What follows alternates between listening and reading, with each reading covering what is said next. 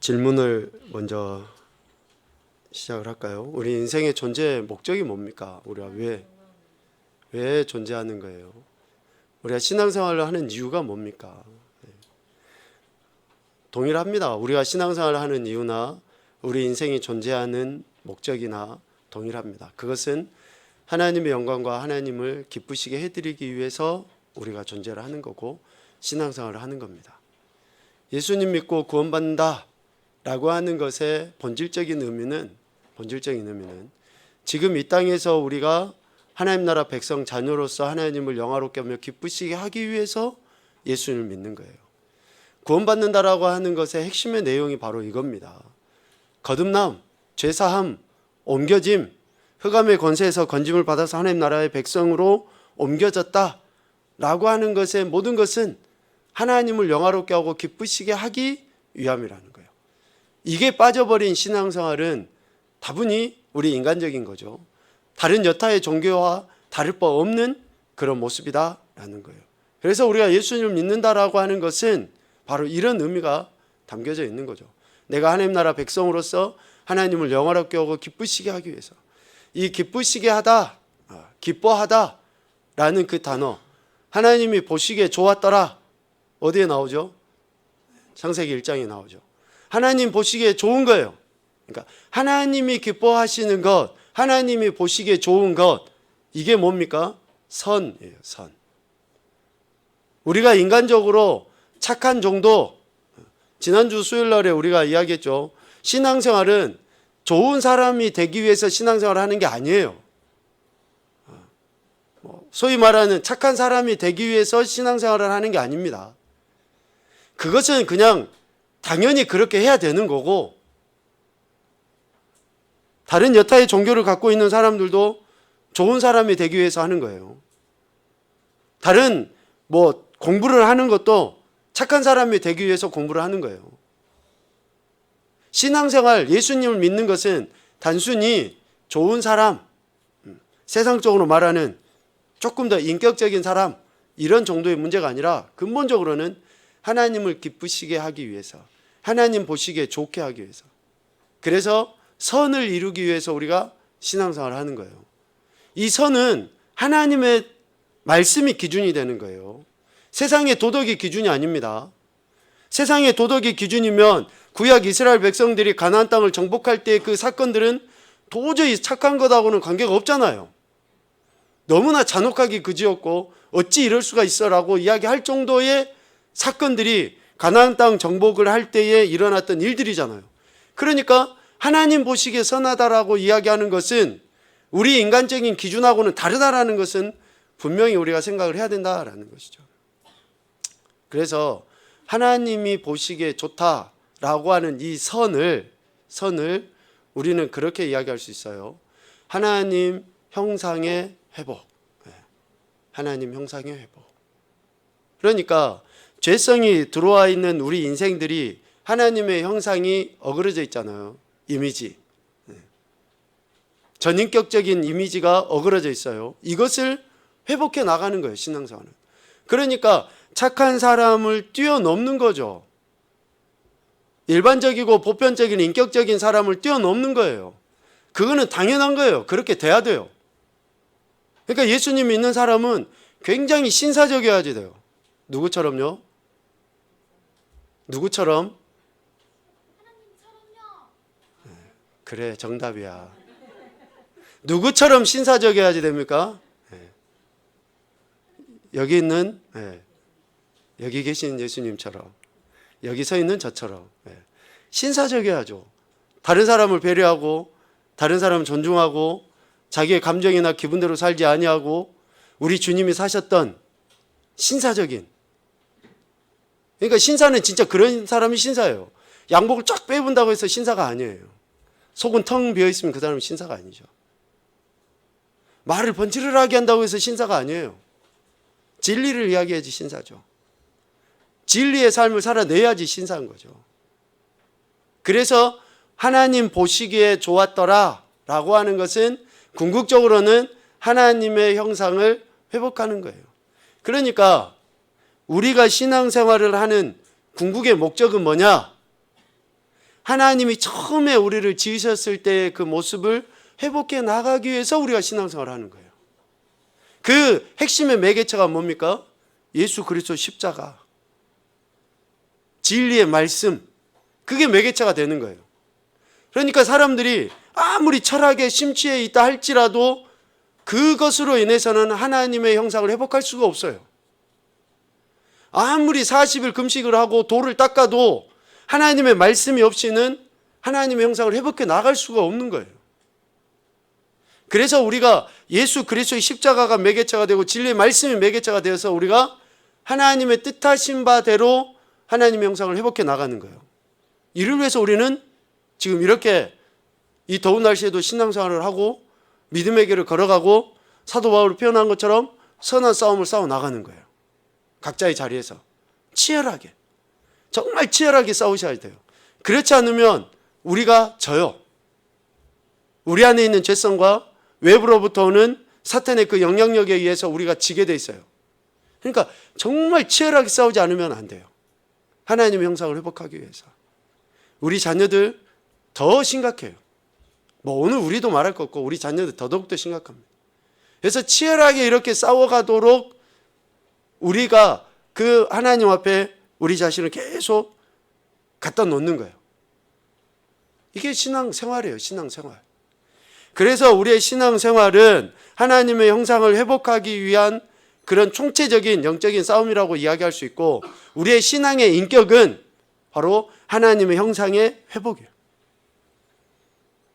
그래서 말씀이 있지 않으면 안 되고, 또 그 말씀 따라서 우리 삶 가운데 이루어지기 위한 기도가 있지 않으면 안 되고, 이 두 가지가 늘 우리 안에 있을 때에 우리는 이런 신앙의 목적과 또 신앙의 인격을 하나님이 원하시는 대로의 그런 모습으로 세워나갈 수 있게 되는 것입니다.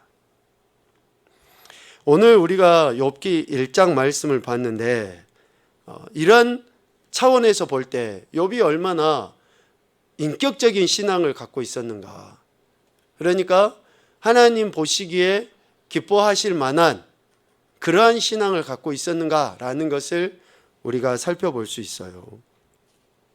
먼저 욥이 어떤 사람인지 1절부터 5절까지의 내용에 보면 하나님이 욥에 대한 평가를 이렇게 해놓은데 크게 두 가지 영역으로 이야기합니다. 첫 번째는 신앙의 영역이고, 또 두 번째는 소유, 그러니까 이 땅의 삶의 영역 속에서 이야기하는 육신적인 두 가지로 구분해서 이야기하시는데, 첫 번째 신앙적인 표현은 욥이 어떤 사람이라고 지금 소개하고 있습니까?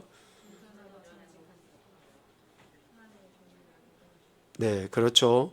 온전하고 정직하여 하나님을 경외하며 악에서 떠난 사람이다 라고 하나님의 욥의 신앙에 대해 이렇게 평가를 하십니다. 온전하다라는 말씀을 우리가 계속 묵상을 했었죠. 이거는 100%를 이야기하는 게 아닙니다. 100%를 이야기하는 게 아니에요. 지향이에요, 지향. 다시 이야기하면 성화, 거룩해져감. 그러니까 분명한 목적을 향해서 포기하지 않냐고 지속적으로 나가는 것을 온전함, 온전하고. 그래서 오늘 우리가 다 지향해야 되는 것이 바로 이거예요. 우리는 여전히 부족합니다. 다. 그런데 그 온전하신 주님을 바라보면서 온전해지기 위해서 그렇게 나가는 거예요. 성화. 정직하고 하나님을 경외하며 악에서 떠난 자다. 그리고 두 번째로 소유의 측면에 있어서 하나님이 욥에게 대한 이야기를 하는 거죠. 아들이 7, 딸 3, 그리고 짐승들 엄청나게 많아요. 우린 이 글을 읽으면서 놀라지도 않는데 셀 수 없어요. 돈으로 계산을 못해요. 돈으로. 소 한 마리가 그냥 100만 원이라고 해도 얼마입니까? 100만 원 더 하죠. 제가 진짜 그런 걸 잘 몰라서 그러는데. 큰 이런 소 같은 경우는 몇백만 원, 1000만 원 그렇게 합니까? 하여간 계산을 해도 할 수 없을 만큼 엄청난 부자예요. 그 엄청난 부자인데 그 엄청난 부자라는 의미를 딱 한 단어로 마지막에 3절 말미에 이야기해요. 동방 사람 중에 가장 훌륭한 자라. 훌륭한 자라. 여기서 훌륭하다 라고 하는 것은, 훌륭하다라고 이야기하는 것은 어떤 명예나 뭐 이런 것에 있어서 좀 뛰어나다 그런 의미보다도 그 비교할 수 없을 만큼의 큰, 제가 영어 발음이 좋지 않아서 그냥 그대로 하겠습니다. Great East. 너무 한국적인 발음이죠. 그러니까 하나님께서 주신 이 엄청난 복이, 부가 어때요? 최상급이에요. 최상급. 동방의 그 어떤 누구하고도 비교할 수 없을 만큼 엄청나게 큰, 그러니까 우리가 여기에서 나와 있는 단순히 아들 7, 딸 3, 뭐 소가 몇 마리, 뭐 낙타가 몇 마리 이렇게 하는 그런 정도의 문제가 아니라 이것보다 더한 것이라고 해도 틀리지 않을 만큼, 그러니까 비교의 대상이 없는 것을 지금 이야기하는 거예요. 하나님께서 욥의 신앙도 그렇고 또 욥의 삶에 있어서 이런 소유도 하나님께서 허락하셔서 욥은 이러한 사람이다 라고 지금 이야기를 하죠. 그런데 고난 당하기 전에 우리가 이제 욥기를 계속 보아왔지만 욥이 이제 이후에 사탄에 의해서 하나님께서 허락하신 그 시험을 당하게 됩니다. 이런 고난을 당하기 이전에 욥이 보여줬던 태도를 오늘 1장 5절에 이야기하고 있어요. 5절에. 고난 당하기 이전에 욥이 어떤 태도를 취했는가? 잔치를 끝내고 나면 자녀들을 불러다가 어떻게 했습니까? 성결하게 이렇게 했어요. 왜 이렇게 성결하게 했는가? 번제를 드리고 성결하게 해서 하나님 앞에 그렇게 나갔는가? 그 이후에 왜 그랬는지 이유가 나와 있죠. 자녀들이 혹시 죄를 범하여 마음으로 하나님을 욕되게 하였을까? 여기서 혹시 내 아들들이 죄를 범하여 마음으로 하나님을 욕되게 하였을까? 라는 것은 욕되게 했다는 거예요, 안 했다는 거예요? 했다는 거예요, 안 했다는 거예요? 욕되게. 모르죠. 혹시 했을까 하여, 그러니까 했을 수도 있고 안 했을 수도 있고, 7명 중에 한 놈은 그렇게 할 수도 있고 안 할 수도 있고, 어떤 놈이 했는지는 모르니까 그냥 다 불러다가 그렇게 했다고 할 수도 있고, 그러니까 뭐 이게 했는지 어쨌는지는 모르지만 욥은 그렇게 혹시 자녀들이 그 중에 하나라도 이렇게 했을까 하여, 죄를 범하여 마음으로 하나님을 욕되게 하였을까? 여기에서 욕되게 하였을까라는 그 말은 하나님을 배반하였을까? 배반하였을까? 여러분, 이 단어를 좀 주의 깊게 묵상을 해보실 필요가 있습니다. 우리가 하나님을 배반한다, 배교한다, 배신한다 이런 이야기를 내가 그냥 교회를 딱 안 다니고 뭐 절에 다녀버린다든지, 내가 딱 그냥 하나님 말씀을 적극적으로 내가 부인하고 불순종하는 것만 우리가 하나님을 배반하고 부인한다 라고 여겨서는 안 됩니다. 하나님이 우리에게 하시는 그 모든 말씀에 대해서 우리가 가볍게 여기는 그것도 우리가 하나님을 배반하는 거예요. 매우 중요한 이야기입니다. 흔히 하는 이야기로 우리가 하나의 거짓말 하는 것도 하나님을 배반하는 거야. 하나님을 욕되게 하는 거예요. 왜? 내가 하나님의 자녀인데, 내가 하나님 나라 백성이고, 내가 하나님 나라의 그리스도인으로서 삶을 살아가는데 나의 거짓말 하나 아무렇지도 않게 하는 것이 결국은 하나님을 욕되게 하는 거예요. 다른 사람 다 가지고 가는 내 것이 아닌 것임에도 불구하고 나도 그것을 그냥 가지고 아무렇게나 내 것처럼 사용하는 것도 그것을 하나님을 욕되게 하는 거고 하나님을 배반하는 거예요. 이처럼 욥은 고난을 당하기 이전에도 이렇게 하나님 앞에 작은 죄 하나라도 자신뿐만 아니라 자녀들까지도 하나님 앞에서 하나님을 욕되게 하는 거, 배반하는 거, 이것이 옳지 않음을 알고 성결하게 하기 위하여 하나님 앞에 제사하고 예배를 드렸다라는 거예요. 그런데 5절 말미에 뭐라고 표현되어 있습니까? 욥의 행위가 항상 이러하였더라. 항상 이러하였더라. 우리가 요 근래 범사라는 단어를 많이 쓰죠. 범사. 항상이에요. 항상. 항상 이러했다. 늘 한결같이. 정말 쉽지 않은 단어입니다. 늘 한결같이 하나님 앞에 자신의 죄가 있는지 없는지 이렇게 되돌아보고 또 그렇게 행하는 거, 자기 자녀들이 하나님 말씀대로 살고 있는지, 작은 죄 하나로 인해서 하나님을 욕되게 하고 있는지 아닌지 늘 점검했다는 거예요. 늘. 도전이 되십니까? 엄청 부담스럽죠. 우리는 늘 그렇게 하는 거예요. 늘. 항상. 그래서 욥은 하나님께서 1절에 평가하는 것처럼 온전하고 정직한 하나님을 경험해 악에서 떠난 인물이다라는 그런 평가를 들을 수 있을 만한 인물이다라고 할 수 있죠. 그런데 그럼에도 불구하고 이제 욥에게 고난이 옵니다. 우리가 읽지는 않았는데 욥기 1장 13절부터 20절까지 쭉 보면 크게 두 가지, 이제 그 이후에 또 나오지만 크게 두 가지 고난을 욥이 당하게 됩니다. 첫 번째는 뭡니까? 재물과 종을 잃는 고난을 당해요. 그리고 두 번째는 자녀를 잃는 고난을 당하게 됩니다. 앞서 이야기했죠. 동방의 어떤 사람보다도 가장 큰 부자거든요.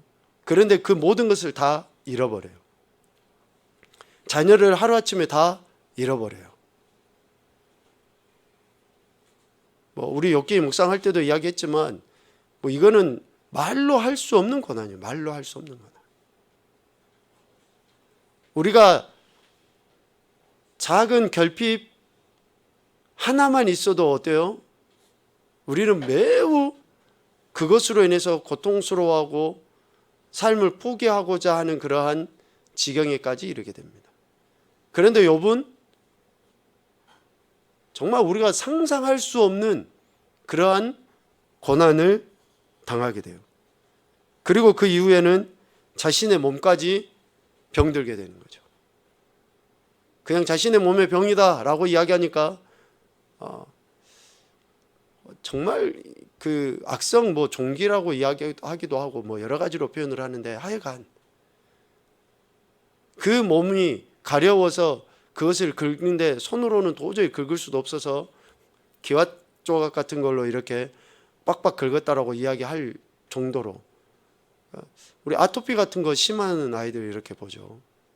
피가 나는데도 막 그것을 안 긁으면 안 돼요. 그러니까 하여간 온몸이, 새 친구가 욥을 위로하러 왔는데 욥의 몰골을 보고 욥인 줄 못 알아봐요.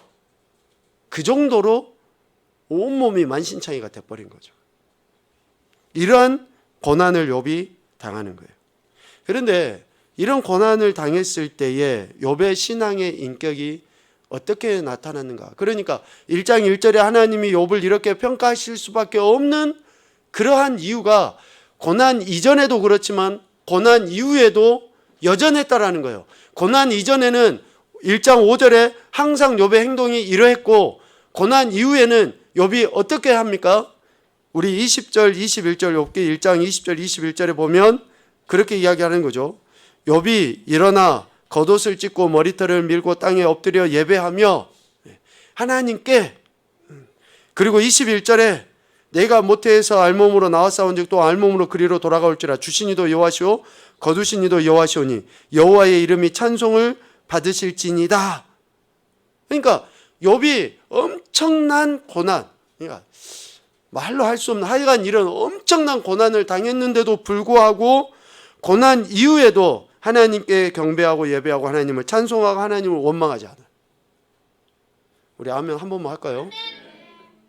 욥이 그랬잖아요. 그럼 우리도 좀 그래야 되잖아요. 그러니까 아멘을 해야지. 우리도 우리도 좀 그래야 되잖아요. 우리가 욥과 같은 그런 고난은 아니지만 지금 이렇게 힘들고 어려운 상황 속에서도 우리가 여전히 하나님께 경배하고 하나님께 찬송하고 하나님 원망하지 않는 그런 신앙의 인격이 욥뿐만이 아니라 우리도 그런 인격이 돼야 되잖아요. 욥의 인격이 신앙의 인격이 그러했다라는 거예요.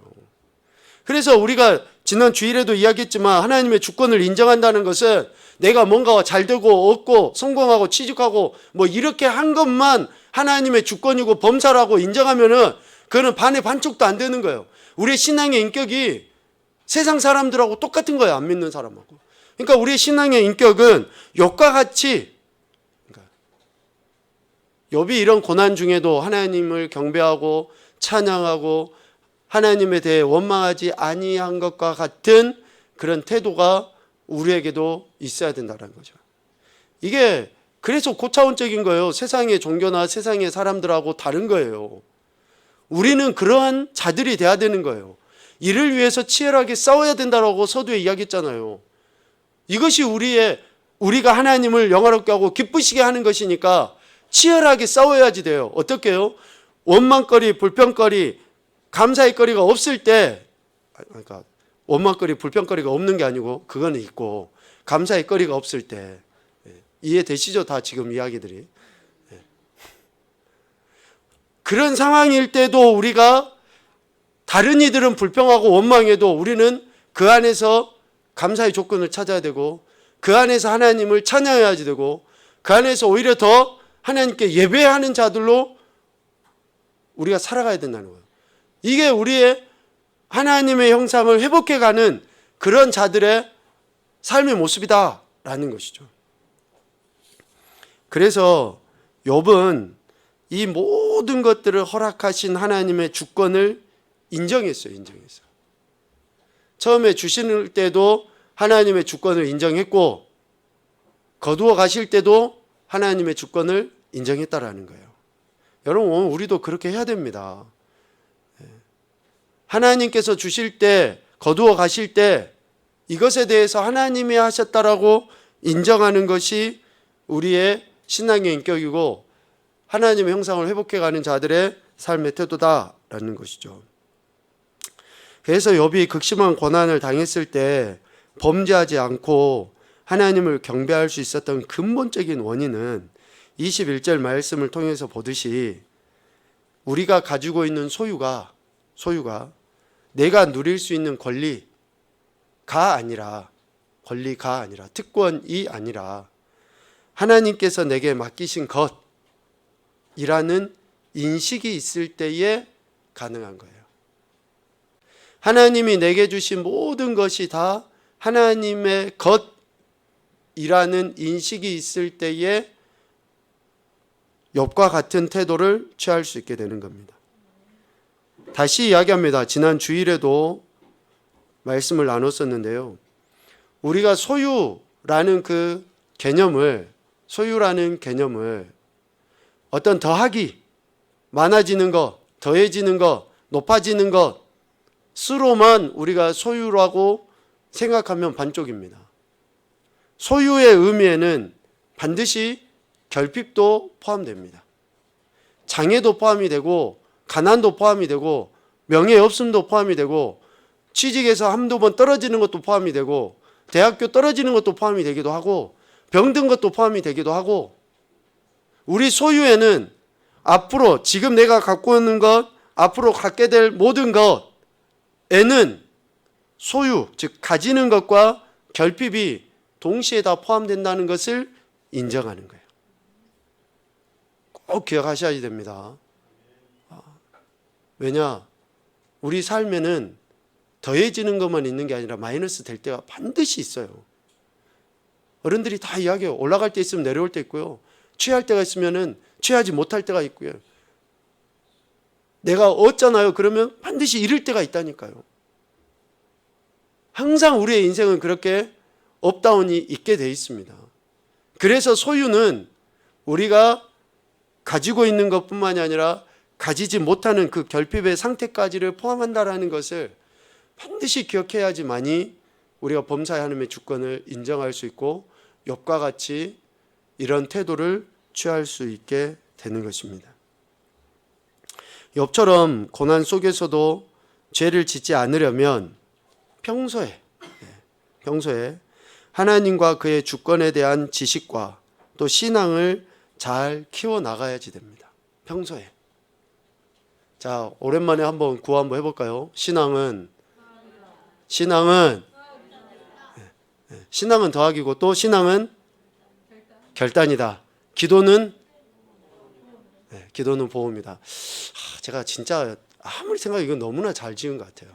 성령의 감동으로 제가 이렇게 하나님의 은혜로 지었는데, 신앙은 더해 나가야지 됩니다. 매 순간순간 조금씩, 그리고 신앙은 지금 하지 않으면 안 돼요. 결단이에요. 미루잖아요. 절대 못합니다. 그래서 지금 하도록 하나님은 이 밤에 우리에게 은혜를 주시고, 기도는 보험이거든요. 기도 못할 때가 옵니다. 정말 체력적으로도 힘들고 상황적으로도 하고 싶은데도 잘 안 될 때가 있어요. 그래서 그런 일들이 생기기 전에 기도하셔야 됩니다. 그런 일들이 생기기 전에 하나님 말씀을 읽고 묵상해서 차곡차곡 우리 안에 쌓아두는 것이 필요해요. 우리 안에 그것을 미리미리 해둘 때 나중에 진짜 힘들고 어렵잖아요. 그러면 하나님이 이전에 우리가 행했던 것들을 기억하셔서, 여러분 아브라함을 기억하셔서 이스라엘 백성들에게 은혜를 주시거든요. 오늘 우리의 신앙을 통해서 우리의 모습을 기억하시고 우리 자녀들에게 하나님이 기회를 주셔요. 기회를. 또 우리 자녀들은 그 자녀들을 위해서 그 기회를 만들어 나가야지 되는 거고요. 그래서 아이고 우리는 괜찮아 이럴 수가 없어요. 어느 세대이든지. 욥이 이렇게 엄청난 고난 속에서도 죄를 짓지 않았던 것은 여전히 평소에 앞서 이야기했잖아요. 항상 하나님 앞에 성결하기 위해서 그렇게 행했던 것이 이런 큰 문제 가운데서도 하나님을 원망하고 불평함이 아니라 오히려 하나님의 주권을 인정했다라는 것이죠. 그래서 오늘 우리의 삶도 지금 이만큼이라도 할 수 있을 때, 숨쉬고 이만큼이라도 할 수 있을 때 우리가 더 열심히 더 적극적으로 하나님 앞에 해 나가야 돼요. 뭐 어른들도 계시고 그러지만 죄송합니다. 진짜로 눈이 이렇게 노안이 돼갖고 글을 잘 못 읽겠어요. 눈이 아파서. 제가 집에서는 안경을 아예 벗고 삽니다. 그래야지 책도 보고 그래야지 노트북도 보고 그러지, 안경 끼고는 더 뿌해가지고 보이질 않아요. 옛날 어른들이 하시는 말씀이, 하여튼 건강할 때 해야지. 노세 젊어서 노세 그것이 아니고, 젊어서부터 열심히 일하고 젊어서부터 열심히 말씀 읽고 기도하고 해놓아야지만이 나이 들어서 못하게 되고 앞이 잘 보이지 않을 때 하게 됩니다. 은혜를 경험하게 돼요. 그래서 결국 욥의 신앙의 인격을 한마디로 이야기하면 이겁니다. 하나님의 주권 인정. 하나님의 주권 인정. 이 하나님의 주권 인정의 핵심은 뭐냐? 관계예요. 관계. 어떤 관계입니까? 언약 관계. 하나님이 하신 약속의 말씀에 의한 그 관계. 그래서 하나님의 주권을 인정하게 돼요. 자, 처음으로 돌아갑니다. 그럼 그 관계, 오늘 우리는 뭐라고 표현해야 됩니까? 우리의 정체성이에요. 내가 누구냐? 내가 예수님 믿는 사람이라는 이 분명한 정체성이 있을 때에 그분의 주권을 인정하게 돼요. 내가 제자, 그리스도인, 성도, 백성, 자녀, 뭐 이런 정체성을 분명하게 알아야지만이 그 말씀을 기억해서 그 말씀을 삶으로 살아내게 돼요. 그래서 결국 신앙의 인격은 어때요? 내 정체성에 맞는 삶을 살아가는 것 자체가 신앙의 인격이에요. 내가 누군가를 잊어버리는데, 내가 진짜 예수님 믿는다고 말은 하는데 내 생각 속에는, 마음에는 그게 없어요. 그러면은 어떻게 신앙의 인격이 드러날 수 있겠습니까? 결코 그렇지 못하는 거죠. 그래서 하나님이 어떤 분이신지를 분명히 알고 또 그분에 대한 나의 태도를 분명하게 보이는 것, 이것이 신앙의 인격이다 라고 이렇게 이야기할 수 있습니다. 오늘 욥이 하나님 앞에 보였던 이런 태도들을 보면서 우리가 도전을 받는데요. 각각의 삶의 행태들은 다 다르지만 또 우리가 고난이라고 말하는 그런 시간들을 다 한 번쯤은 겪게 돼 있고 또 어쩌면 지금 겪고 있을지 모릅니다. 그러나 이럴 때에 욥이 보였던 태도와 같이 우리가 하나님의 주권을 인정하는 그런 자세가 있어야 된다라는 것을 오늘 말씀을 통해서 이렇게 교훈을 얻습니다. 범사에 하나님의 주권을 인정하면서 하나님의 영광, 하나님이 기뻐하시는 그렇게 하나님 형상을 회복해 나가는 저와 여러분이 되실 수 있기를 주님의 이름으로 축복합니다. 아멘.